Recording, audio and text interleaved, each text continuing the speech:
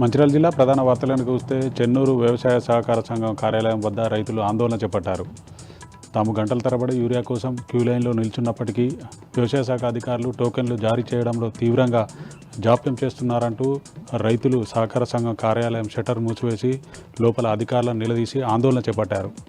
దీంతో వ్యవసాయ శాఖ అధికారులు పోలీసులకు సమాచారం అందించడంతో పోలీసులు అక్కడికి వచ్చి రైతులను శాంతింపజేసి యూరియా అందజేసే ప్రక్రియ ప్రారంభించారు.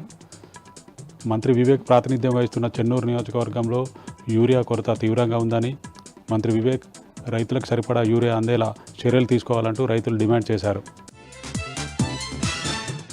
మంచిర్యాల జిల్లా చెన్నూరు పట్టణంలోని ఎస్బీఐ బ్యాంకులో రెండవ రోజు పోలీసులు సోదాలు నిర్వహించారు. బ్యాంకులో కోట్లాది రూపాయల విలువ గల నగదు, లాకర్లలో గల బంగారం లెక్కల్లో తేడా రావడంతో అవకతవకలు జరిగినట్టుగా ఆడిట్ అధికారులు ఇప్పటికే గుర్తించారు.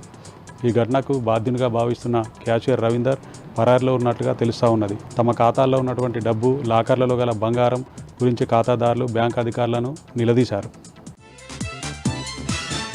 మంచిర్యాల జిల్లా మందమర్రి పట్టణంలోని బురదగూడెంలో గల స్త్రీ శక్తి అష్టాలక్ష్మి కామాఖ్యదేవి ఆలయంలో శ్రావణ మాసం చివరి శుక్రవారం కావడంతో పెద్ద ఎత్తున భక్తులు తరలి వచ్చారు.